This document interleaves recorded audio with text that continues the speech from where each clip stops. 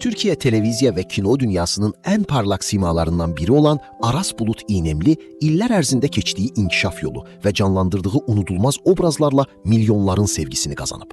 Onun aktyorluq yolu sadəcə uğur hekayəsi deyil, bu hər rolunda özünü yenidən kəşf edən bir sənətkarın hekayəsidir. Bu yolçuluq Öylə Bir Geçər Zaman Ki serialında canlandırdığı Mete obrazı ilə başladı.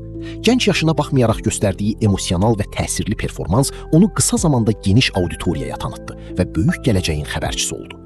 Daha sonra İçərdə serialında Mərd obrazı ilə tamaşaçıların qəlbinə yol tapdı. Bu rolda o daxili konfliktləri, ağrını və sədaqəti elə ustalıqla canlandırdı ki, izləyənləri ekran qarşısında dondurdu.